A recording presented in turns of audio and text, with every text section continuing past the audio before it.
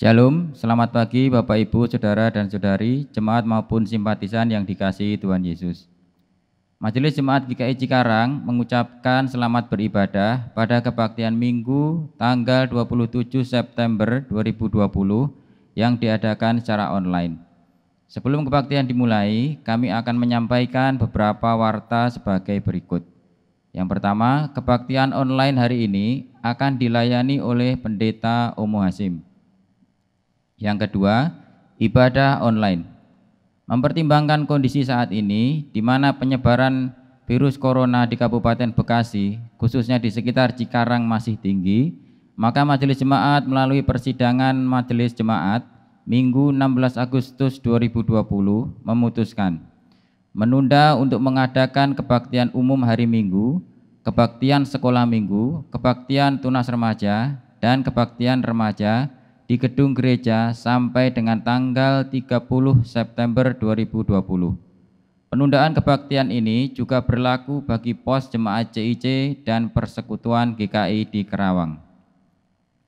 Umat dapat mengikuti ibadah secara online melalui kanal YouTube GKI Cikarang, YKB dan RPK untuk kebaktian umum, Ignite untuk remaja dan pemuda, Bina Warga untuk sekolah minggu.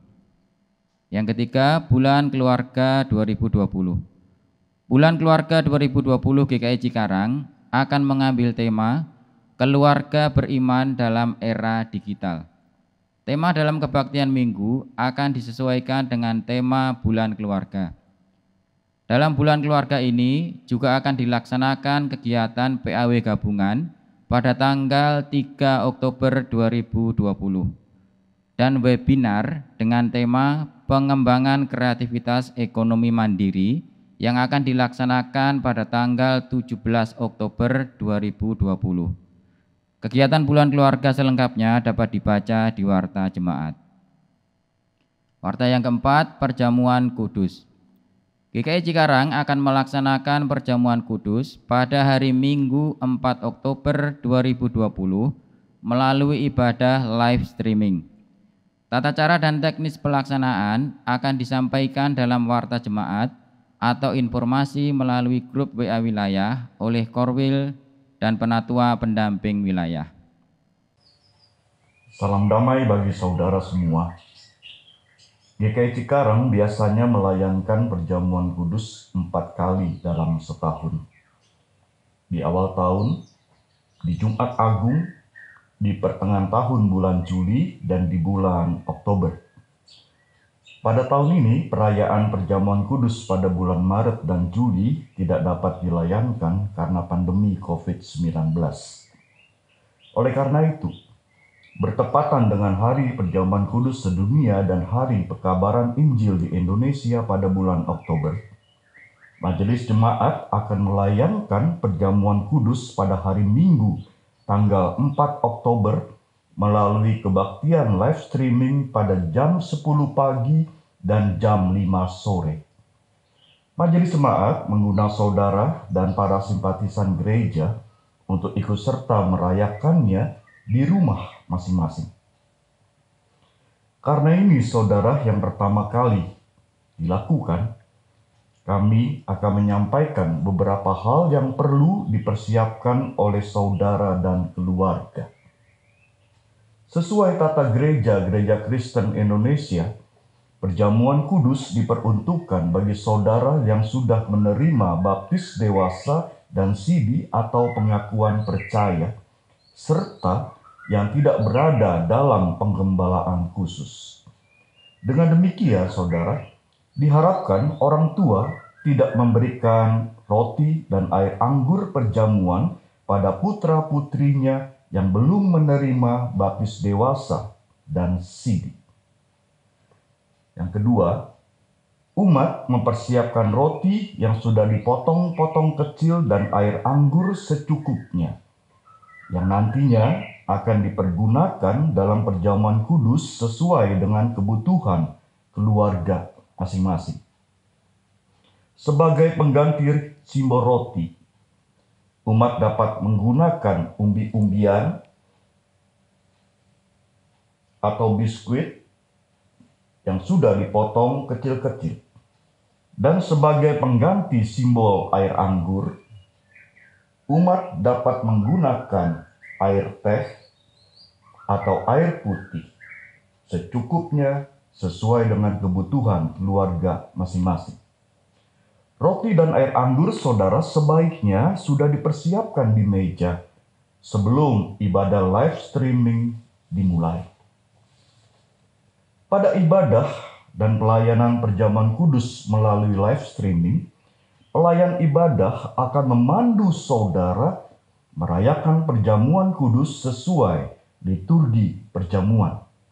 Kapan roti dibagi-bagikan oleh salah seorang anggota keluarga, ayah atau ibu, kepada anggota keluarga, juga kepada anggota keluarga yang sedang sakit yang ikut serta perjamuan kudus. Dan kapan roti yang sudah dibagi-bagikan dimakan bersama-sama. Kapan air anggur dibagi-bagikan? Juga kepada anggota keluarga yang sedang sakit yang ikut serta perjamuan kudus. Dan kapan air anggur itu diminum bersama-sama. Anggota keluarga dapat membantu keluarganya yang sakit pada saat makan roti dan minum air anggur perjamuan kudus. Jadi nanti saudara, dalam ibadah live streaming tanggal 4 Oktober, pelayan liturgis akan membantu saudara untuk keperluan tersebut. Pada kebaktian minggu dan perjamuan kudus 4 Oktober, jam 10 pagi dan jam 5 sore, umat dapat menyampaikan persembahan syukur perjamuan kudus dan tentunya persembahan minggu. Kiranya yang kami sampaikan membantu saudara dalam mempersiapkan diri merayakan perjamuan kudus bersama keluarga di rumah masing-masing dan bersama umat Tuhan melalui kebaktian live stream. Tuhan memberkati kita. Yang kelima, pencalonan penatua masa pelayanan 2021-2024. Sehubungan dengan penatua masa pelayanan 2018-2021 akan mengakhiri masa pelayanannya pada bulan Maret 2021, diberitahukan kepada jemaat bahwa mulai hari Minggu 11 Oktober 2020 akan dibagikan formulir pencalonan penatua untuk pelayanan periode tahun 2021-2024. Kepada seluruh anggota sidi jemaat diimbau untuk mengajukan nama-nama bakal calon penatua tanpa menghubungi terlebih dahulu calon penatua yang bersangkutan.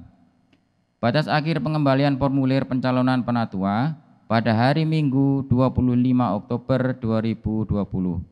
Mohon perhatian dan kerjasama dari jemaat. Informasi selengkapnya sebagai panduan untuk pengajuan bakal calon penatua dapat dibaca di warta jemaat. Demikianlah warta yang dapat kami sampaikan. Bagi jemaat yang berminat menerima warta jemaat melalui email atau WA, dapat mendaftar dengan mengirimkan email ke Tata Usaha Gereja dengan email gkicikarang2014@gmail.com dengan subjek kirim warta. Sebelum ibadah dimulai, marilah kita mengambil saat teduh sejenak.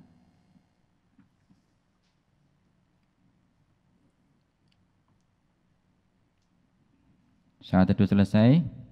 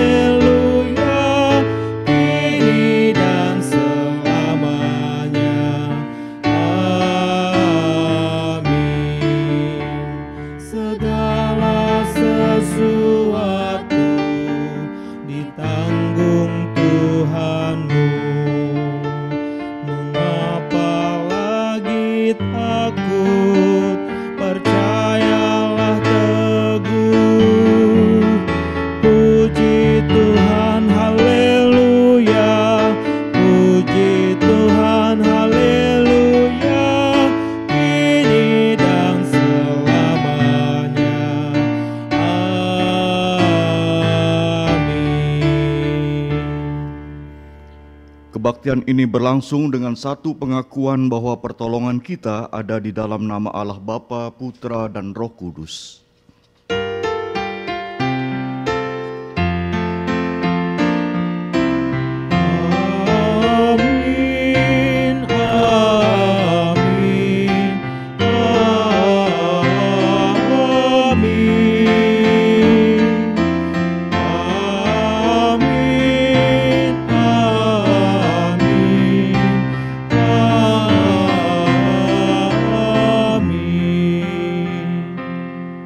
Tuhan beserta saudara. Dan beserta saudara juga. Silakan duduk jemaat.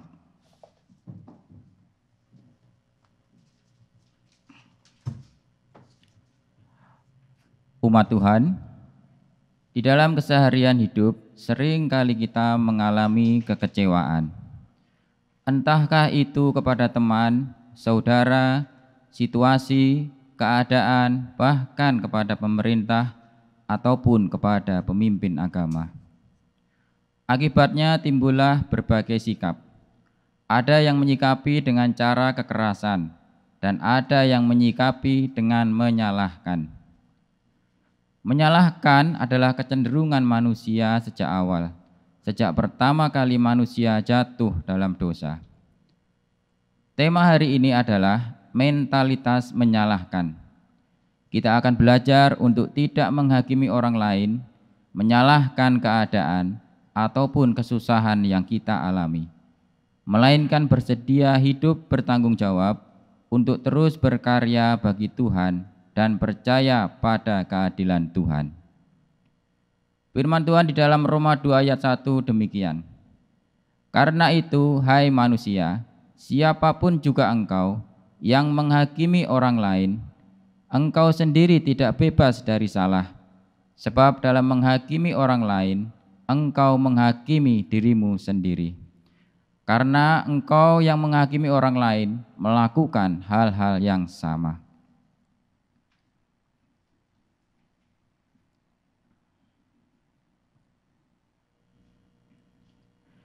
Betapa manusia sulit untuk bertanggung jawab atas perbuatan dan dosanya, dan lebih banyak alasan untuk menunjuk kepada orang lain sebagai penyebab dari tindakannya yang salah.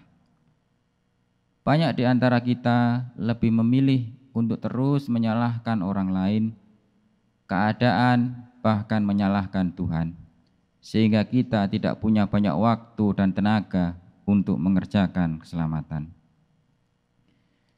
Kini marilah kita datang kepada Allah, memohon ampun atas segala kelemahan dan dosa-dosa kita. Mari kita berdoa.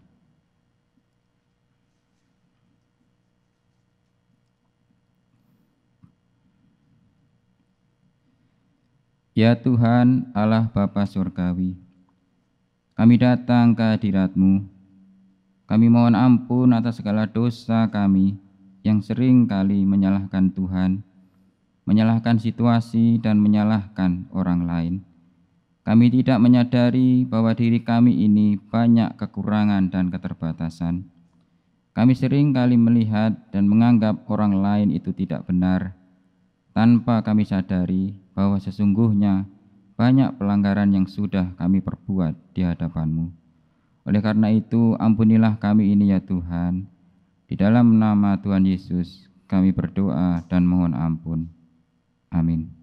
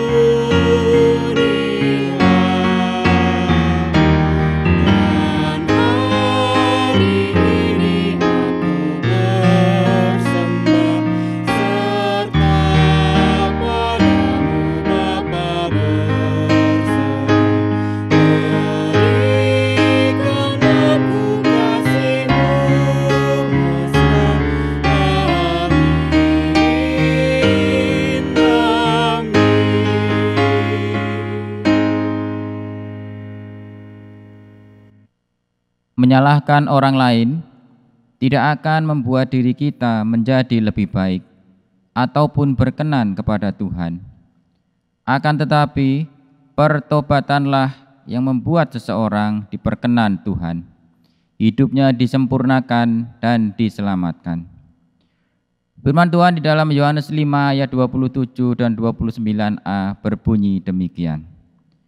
Dan Ia telah memberi kuasa kepadanya untuk menghakimi, karena Ia adalah anak manusia, dan mereka yang telah berbuat baik akan bangkit untuk hidup yang kekal. Demikianlah berita anugerah dari Tuhan. Syukur pada Allah. Damai Kristus bagimu. Damai Kristus bagimu juga. Salam damai.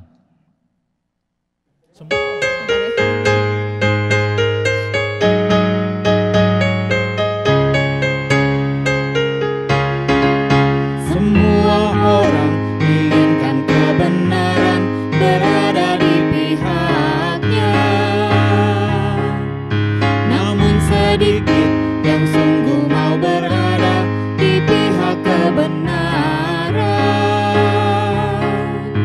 Semua orang seakan-akan tampil menjunjung kebenaran. Namun sedikit yang sungguh mau berkorban membela kebenaran.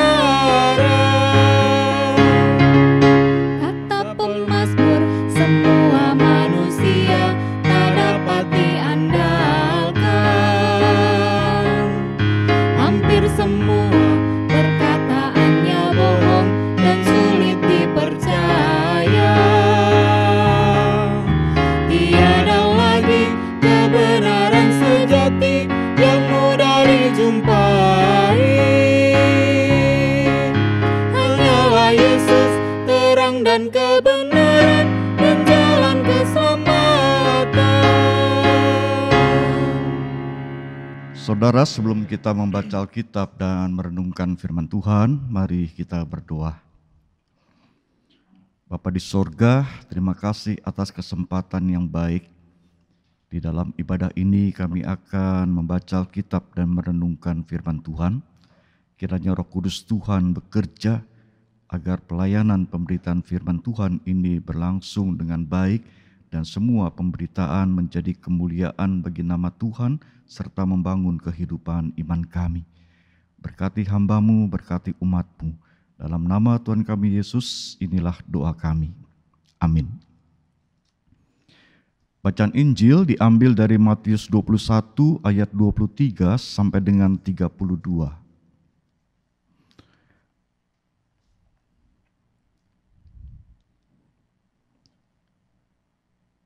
Lalu Yesus masuk ke bait Allah, dan ketika ia mengajar di situ, datanglah imam-imam kepala serta tua-tua bangsa Yahudi kepadanya dan bertanya, "Dengan kuasa manakah engkau melakukan hal-hal itu? Dan siapakah yang memberikan kuasa itu kepadamu?" Jawab Yesus kepada mereka, "Aku juga akan mengajukan satu pertanyaan kepadamu. Dan jikalau kamu memberi jawabnya kepadaku, aku akan mengatakan juga kepadamu dengan kuasa manakah aku melakukan hal-hal itu. Dari manakah baptisan Yohanes? Dari sorga atau dari manusia?" Mereka memperbincangkannya di antara mereka dan berkata, "Jikalau kita katakan dari sorga, ia akan berkata kepada kita, 'Kalau begitu, mengapa kamu tidak percaya kepadanya?' Tapi jikalau kita katakan dari manusia, kita takut kepada orang banyak, sebab semua orang menganggap Yohanes ini nabi." Lalu mereka menjawab Yesus, "Kami tidak tahu." Dan Yesus pun berkata kepada mereka, "Jika demikian, aku juga tidak mengatakan kepadamu dengan kuasa manakah aku melakukan hal-hal itu. Tetapi apakah pendapatmu tentang ini? Seorang mempunyai 2 anak laki-laki, ia pergi kepada anak yang sulung dan berkata, 'Anakku, pergi dan bekerjalah hari ini dalam kebun anggur.' Jawab anak itu, "Baik, Bapa." Tapi ia tidak pergi. Lalu orang itu pergi kepada anak yang kedua dan berkata demikian juga. Dan anak itu menjawab, "Aku tidak mau." Tapi kemudian ia menyesal lalu pergi juga. Siapakah di antara kedua orang itu yang melakukan kehendak ayahnya? Jawab mereka, "Yang terakhir." Kata Yesus kepada mereka, "Aku berkata kepadamu, sesungguhnya pemungut-pemungut cukai dan perempuan-perempuan sundal akan mendahului kamu masuk ke dalam kerajaan Allah. Sebab Yohanes datang untuk menunjukkan jalan kebenaran kepadamu dan kamu tidak percaya kepadanya. Tetapi pemungut-pemungut cukai dan perempuan-perempuan sundal percaya kepadanya, dan meskipun kamu melihatnya, tapi kemudian kamu tidak menyesal dan kamu tidak juga percaya kepadanya." Demikianlah Injil Kristus. Berbahagialah kita saudara yang mendengarkan firman dan memeliharanya. Haleluya.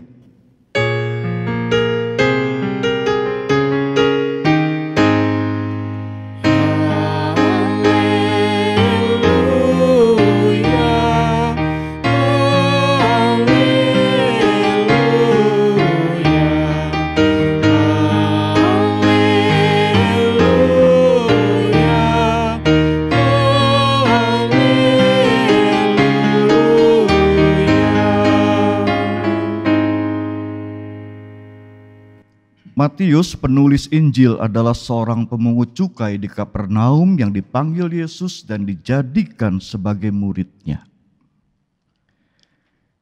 Injil Matius, saudara, ditujukan kepada orang-orang Yahudi sejamannya. Melalui Injilnya, Matius berharap agar orang-orang Yahudi, termasuk para pemuka agama pada masa itu, membaca nubuatan Perjanjian Lama dengan teliti dan melihat bahwa seluruh hidup Yesus adalah penggenapan dari nubuatan para nabi terdahulu. Tidak kurang dari 47 kali Matius mengutip nats-nats dari Perjanjian Lama untuk menyatakan bahwa Yesus adalah Mesias yang dijanjikan Allah. Injil Matius juga memberitakan bahwa kehadiran Yesus sebagai Mesias ternyata mengalami penolakan, dan penolakan itu justru berawal dari para pemuka agama Yahudi, yaitu orang-orang Farisi, imam-imam kepala, dan para ahli Taurat yang merasa kehadiran Yesus itu mengusik kemapanan dan kenyamanan mereka, karena semakin hari semakin banyak orang yang percaya dan mengikut Yesus. Tidak heran jika kemudian mereka berusaha untuk menghalangi pelayanan Yesus. Para pemuka agama Yahudi saat itu menjadi begitu sibuk mencari tahu jati diri dan otoritas Yesus. Mereka semakin jeli mencari-cari celah untuk menyalahkan Yesus. Dan bukan hanya sekali atau dua kali mereka melontarkan pertanyaan yang menjebak dan mencobai Yesus. Dan salah satunya dicatat Injil Matius 21 ayat 23. Dengan kuasa manakah engkau melakukan hal itu?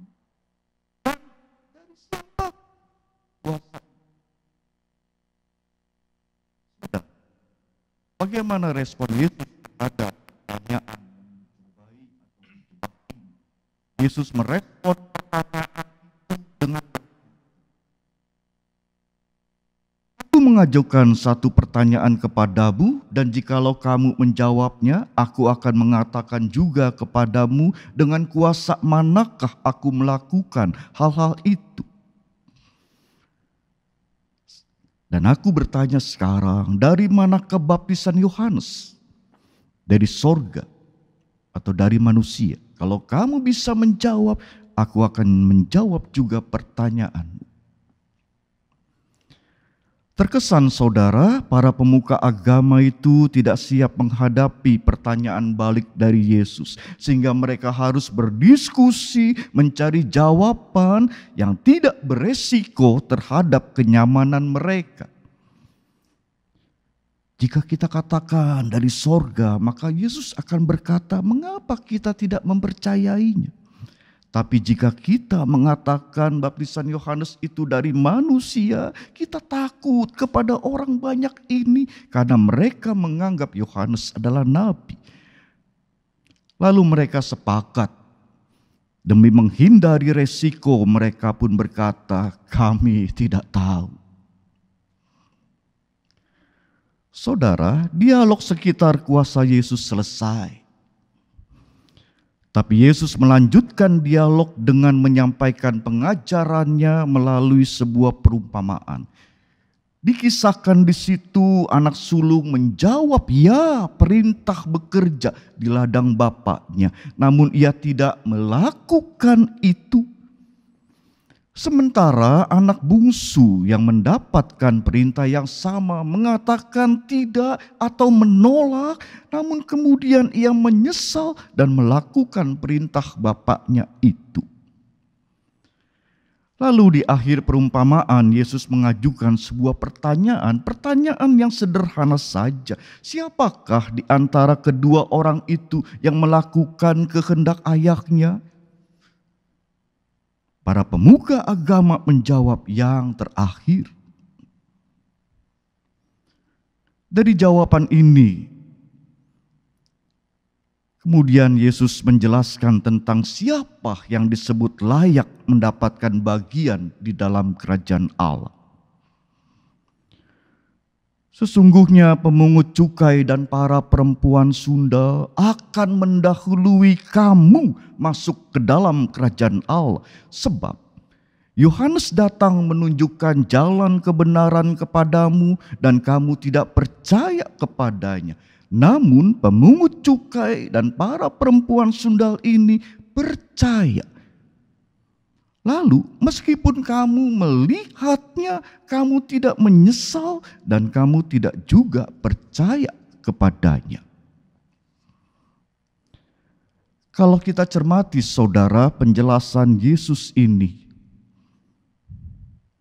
sesungguhnya bermaksud untuk membongkar paradigma berpikir para pemuka agama yang selama ini mengajarkan bahwa para pemungut cukai, perempuan sundal tidak akan pernah beroleh keselamatan karena mereka adalah orang-orang najis dan harus disingkirkan dari persekutuan. Saya yakin tentu mereka paham betul akan tugas mengajarkan kebenaran kepada semua orang, termasuk kepada orang-orang yang dinajiskan mereka. Tugas mereka adalah mengingatkan, mengajar, membimbing agar orang-orang yang dianggap najis itu bertobat. Tapi tugas mulia itu tidak mereka kerjakan. Bahkan mereka malah menjauh dan menyingkirkan diri mereka terhadap orang-orang yang disebut najis itu. Mereka menyingkirkan mereka yang sebetulnya membutuhkan bimbingan dan pertolongan. Saudara yang saya kasihi, para pemuka agama Yahudi memang bergiat melakukan berbagai aktivitas keagamaan. Mereka taat menjalankan ritual puasa, sedekah, doa. Mereka rajin membaca dan bahkan menghafal Taurat. Dan mereka merasa seolah-olah dengan demikian telah melakukan sesuatu bagi Tuhan. Mereka merasa telah berprestasi di mata Tuhan. Yang di luar tampak kelihatan baik, ternyata berbeda dengan motivasi dalam hati. Aktivitas keagamaan yang dilakukan mereka adalah upaya mereka untuk mempertahankan kehormatan, untuk meningkatkan prestasi mereka, untuk juga mempertahankan prestise dan kenyamanan mereka. Dengan demikian, kesalehan religius para pemuka agama Yahudi saat itu bukan untuk kemuliaan Tuhan, namun untuk kemuliaan diri mereka sendiri. Dan inilah yang dikecam oleh Yesus. Ketegasan dan keberanian Yesus dalam menegur pada saat itu sebenarnya bukan untuk mempermalukan para pemuka agama di hadapan publik, namun semata-mata agar mereka juga ingat dan paham akan tugas mereka sebagai tokoh rohaniwan dan alat Tuhan yang menyuarakan dan melakukan keadilan, kebenaran, serta mewujudkan kasih. Dan dengan demikian mereka yang menyampaikan firman Tuhan dan yang mendengarkannya akan bersama-sama berjalan di jalan Tuhan dan mendapatkan bagian dalam kerajaan Allah. Saudara, selain menegur, Yesus juga mengajak agar mereka membaharui mentalitas menyalahkan dengan penerimaan. Mentalitas menyalahkan bersumber dari hati yang keras, arogansi, dan egoisme. Sebaliknya, penerimaan adalah cerminan dari kelemah lembutan dan kasih. Mentalitas menyalahkan inilah yang membuat para pemuka agama Yahudi saat itu berusaha keras mencari pembenaran diri, lalu mencari kesalahan orang lain. Mentalitas menyalahkan selalu mengiringi perjalanan hidup manusia. Sejak kisah penciptaan, kejatuhan Adam dan Hawa sampai saat ini, mentalitas menyalahkan tetap terlihat.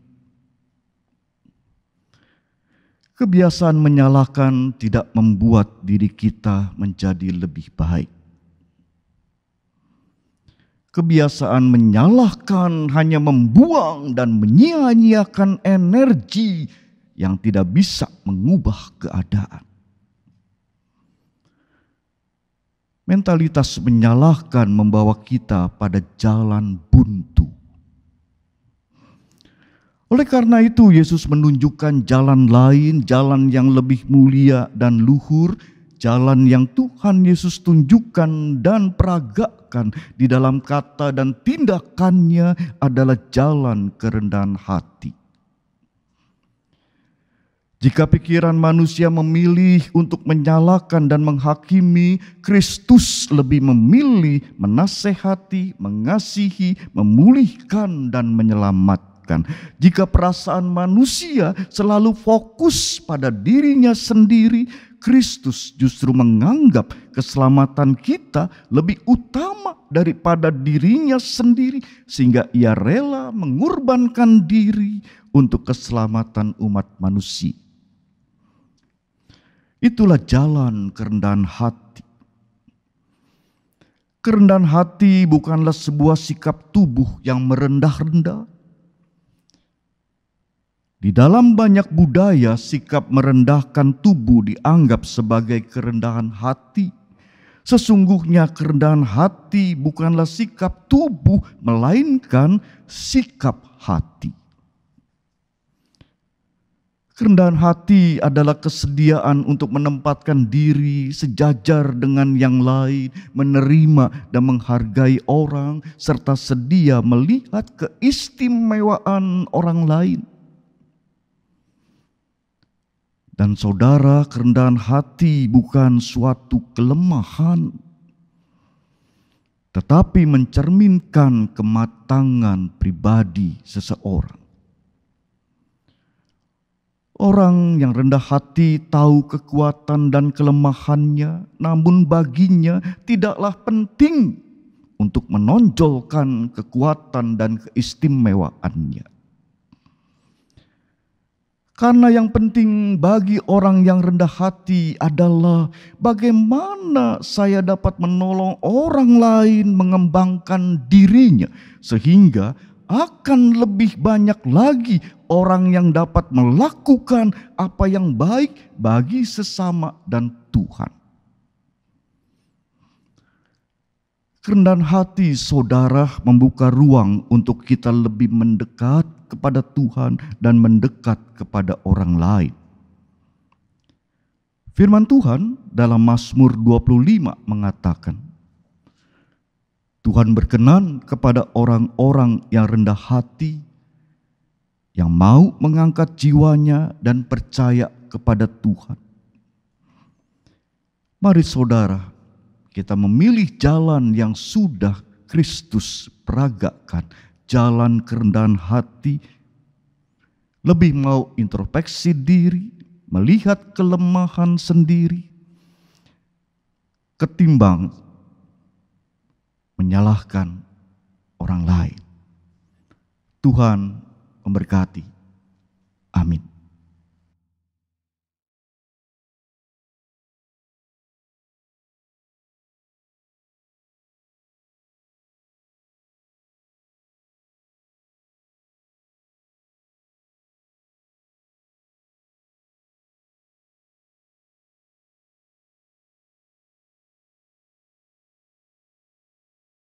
Marilah bersama dengan gereja di segala abad dan tempat, kita mengikrarkan ulang pengakuan iman kita seturut dengan pengakuan iman rasuli. Demikian. Aku Aku percaya kepada Allah, Bapa yang Maha Kuasa, Khalik langit dan bumi, dan kepada Yesus Kristus, anaknya yang tunggal Tuhan kita, yang dikandung daripada Roh Kudus, lahir dari anak darah Maria, yang menderita sengsara di bawah pemerintahan Pontius Pilatus, disalibkan, mati dan dikuburkan, turun ke dalam kerajaan maut. Pada hari yang ketiga, bangkit pula dari antara orang mati, naik ke surga, duduk di sebelah kanan Allah, Bapa yang Maha Kuasa, dan dari sana ia akan datang untuk menghakimi orang yang hidup dan yang mati. Aku percaya kepada Roh Kudus, gereja yang kudus dan am, persekutuan orang kudus, pengampunan dosa, kebangkitan orang mati, dan hidup yang kekal. Amin.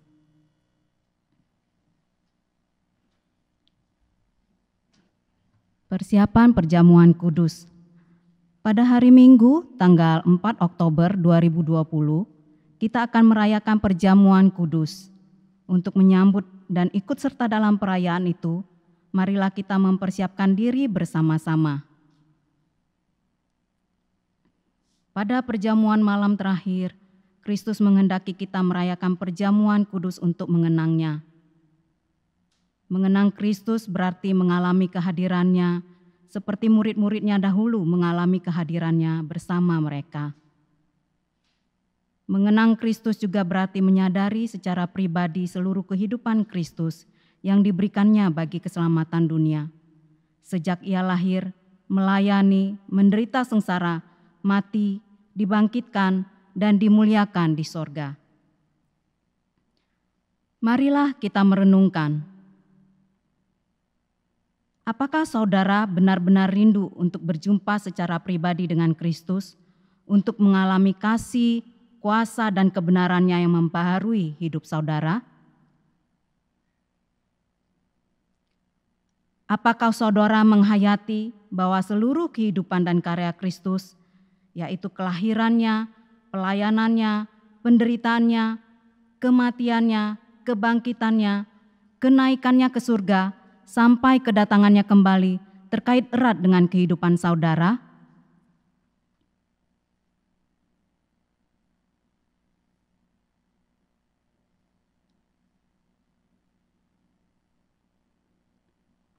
Pada perjamuan malam terakhir, ketika Kristus memecah roti dan mengangkat cawan, ia membagikan tubuh dan darahnya sendiri kepada murid-muridnya. Menerima tubuh dan darahnya berarti dipersatukan dengan Kristus, sehingga ia menjadi kepala dan kita tubuhnya. Menerima tubuh dan darahnya berarti dipersatukan dengan semua orang yang menerimanya, juga menjadi satu tubuh dan satu roh. Marilah kita merenungkan. Apakah saudara menghayati bahwa Kristus adalah kepala seluruh kehidupan saudara dalam hidup berjemaat dan bermasyarakat, dalam keluarga dan pekerjaan saudara? Apakah saudara menghayati bahwa saudara adalah anggota tubuh Kristus yang saling mengasihi seorang terhadap yang lain?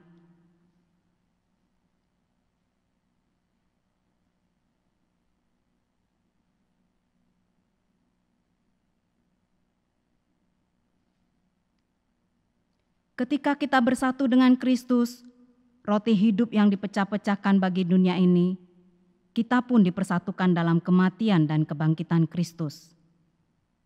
Dipersatukan dengan Kristus berarti diutus untuk mengosongkan dan menyangkal diri, memikul salib dan mengikut Kristus.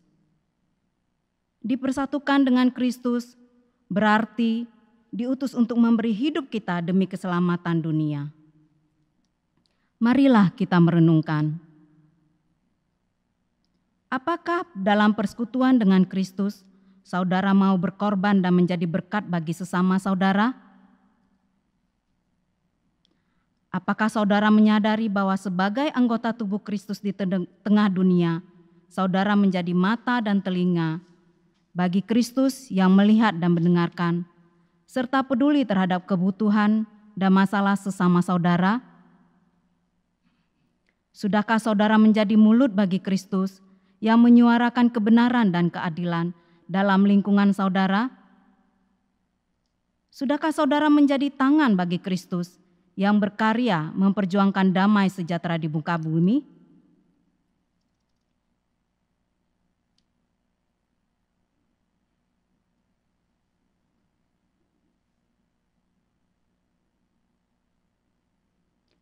Kiranya Roh Kudus menolong kita semua dalam mempersiapkan diri untuk merayakan perjamuan kudus mendatang pada hari Minggu tanggal 4 Oktober 2020 mendatang. Mari saudara kita berdoa.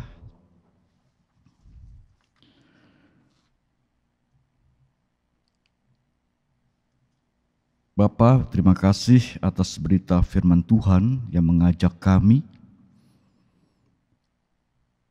untuk mengubah mentalitas mencari kesalahan dengan kesediaan menerima orang lain, mengutamakan orang lain, untuk menjadi anak-anak Tuhan yang memiliki kerendahan hati dan mewujudkannya.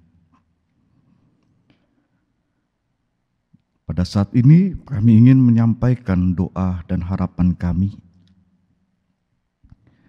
Kiranya Engkau sendiri ya Bapa mempersiapkan diri kami menjelang keikutsertaan kami dalam perjamuan kudus minggu depan. Kami berdoa meskipun pelayanan dan keikutsertaan kami dalam ibadah perjamuan kudus masih tetap kami jalani secara virtual.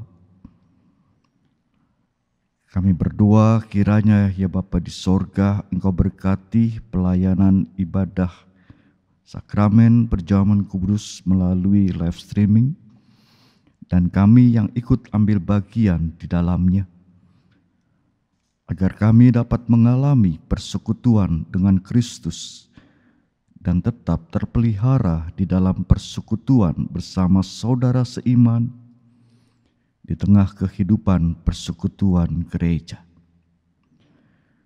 Pada saat ini ya Tuhan, kami juga ingin berdoa untuk saudara-saudara kami yang sedang lemah karena sakit. Kami mendoakan Ibu Magdalena dan Bapak Sulvan. Bapa di sorga, kiranya dalam pertolongan Tuhan mereka memperoleh kekuatan dan kuasa-Mu jugalah yang memulihkan kesehatan mereka. juga untuk saudara-saudara kami yang lain yang sedang berjuang di dalam upaya pemulihan kesehatan. Kiranya Engkau tetap menyertai dan memberkati mereka dengan sabar, dengan kesembuhan. Khusus juga kami berdoa untuk saudara kami para lansia. Kiranya di dalam segala keterbatasan tubuh mereka tetap terpelihara di dalam Tuhan, mereka boleh tetap sehat, menikmati hidup yang penuh dengan damai sukacita. Kami ingin berdoa Tuhan untuk para medis dan para dokter, semua orang yang terlibat secara khusus untuk menemukan sebuah jalan keluar dari situasi pandemi COVID-19. Mereka yang mempersembahkan hidup mereka untuk manusia, kiranya Tuhan memberkati dan menjaga, melindungi mereka. Tuhan memberikan hikmat dan pengertian, sehingga mereka pun bisa menemukan satu solusi terbaik, obat terbaik, agar manusia di muka bumi dapat bebas terinfeksi COVID-19. Kami juga tidak lupa berdoa ya Bapa di sorga untuk kehidupan keluarga-keluarga di jemaat-Mu. Berkati keluarga-keluarga di jemaat-Mu ya Bapa dengan kecukupan ekonomi di tengah situasi sulit perekonomian dunia saat ini. Berkati kerja dan karya mereka, berkati segala kebutuhan yang mereka perlu. Berkati juga ya Tuhan kesehatan umat-Mu, dan khususnya berikanlah kemampuan untuk anak-anak kami agar mereka tetap setia menjalankan tugas belajar meskipun secara online. Kami ingin berdoa ya Bapa di sorga, Kau berkati gereja-Mu di tempat ini dengan setiap program kegiatan yang dijalankan. Kiranya gereja-Mu menjadi kemuliaan bagi nama Tuhan. Inilah ya Tuhan seluruh doa kami, hanya di dalam Kristus kami berdoa. Amin.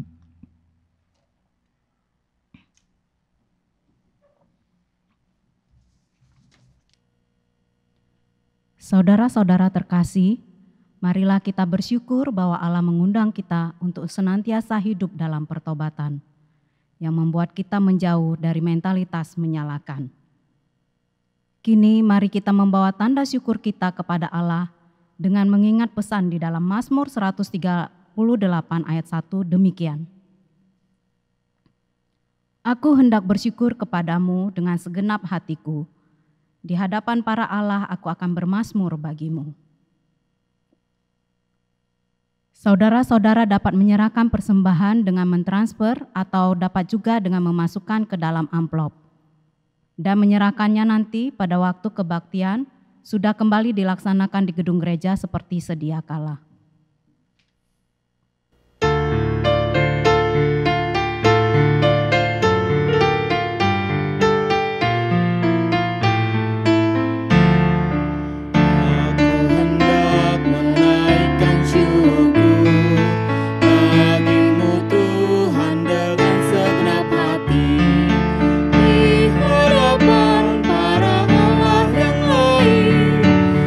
Bukan bermaksud bagi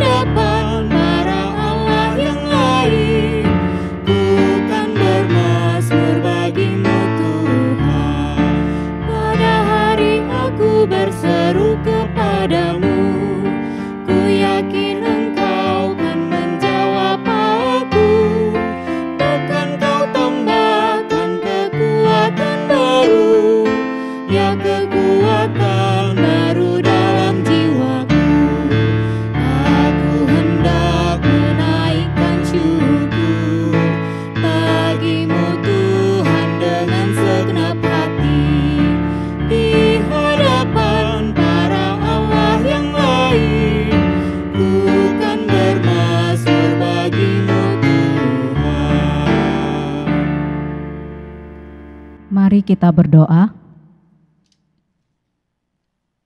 Allah Bapa yang baik, kami naikkan syukur bagi-Mu karena kasih dan anugerah-Mu buat kami. Kami bersyukur ya Bapa, karena kesalahan kami tidaklah Engkau ingat-ingat lagi. Ajar kami juga ya Bapa, untuk dapat menjadi pribadi yang tidak mengingat-ingat kesalahan orang lain, bahkan tidak memiliki mentalitas menyalahkan. Kami bersyukur buat keberadaan kami sampai pada hari ini ya Bapa, buat berkat-berkat-Mu yang senantiasa Engkau limpahkan dalam kehidupan kami. Saat ini kami sudah mengumpulkan persembahannya Tuhan.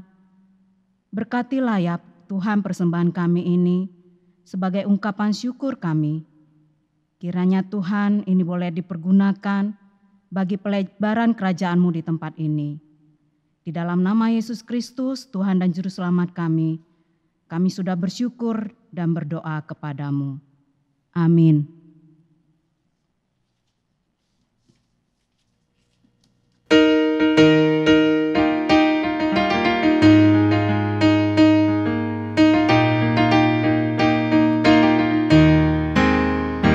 Bila badai hidup menerpamu dan cobaan pun datang mengganggu, hanya satu janji harapanmu, ya janji Tuhanmu pegang teguh. Biar gunung-gunung pun beranjak, serta bukit-bukit pun bergoncang, kasih dan setia dari Tuhan akan melindungimu tetap teguh. Pegang selalu janji Tuhan, jangan lepaskan walau siang atau malam. Hanyalah takut atau bimbang, Tuhanlah pemilik hidupku. Biar gunung-gunung pun beranjak, serta bukit-bukit pun bergoncang, kasih dan setia dari Tuhan akan melindungimu tetap teguh, akan melindungimu tetap teguh.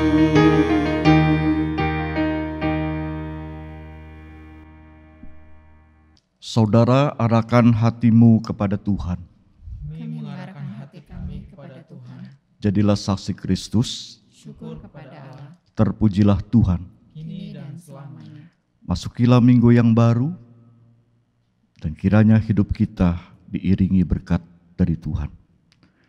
Semoga Allah sumber pengharapan memenuhi kamu dengan segala sukacita dan damai sejahtera di dalam imanmu, supaya oleh kekuatan Roh Kudus kamu berlimpah-limpah dalam pengharapan. Amin.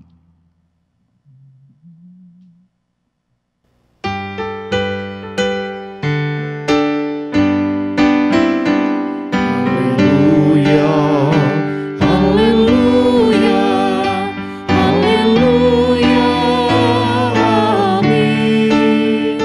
Di setiap kata dan karyaku, haleluya, amin.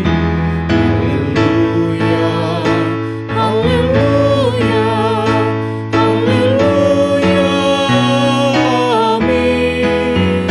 Di setiap kata dan karyaku, haleluya, amin.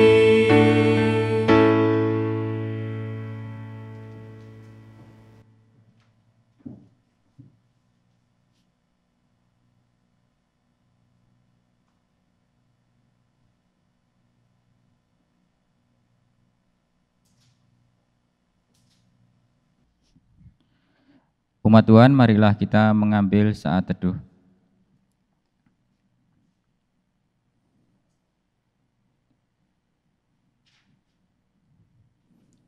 Saat teduh selesai, Majelis Jemaat GKI Cikarang mengucapkan selamat hari Minggu. Tuhan Yesus memberkati.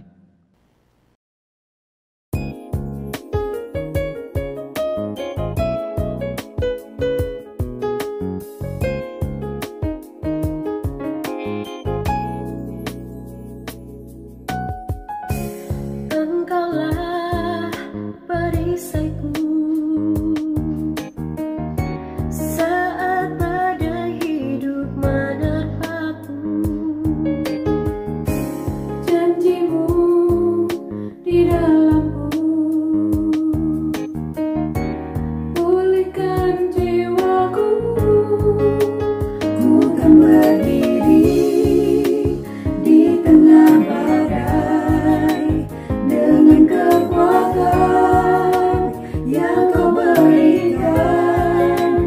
Sampai kapanpun ku kan bertahan, karena Yesus selalu menopang hidupku.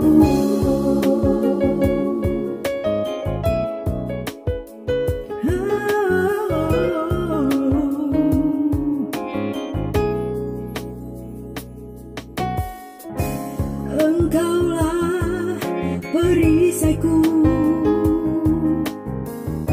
saat badai hidup menerpaku. Firman-Mu di dalamku, tenangkan jiwaku. Ku kan berdiri di tengah badai dengan kekuatan yang kau berikan. Sampai kapanpun ku kan bertahan,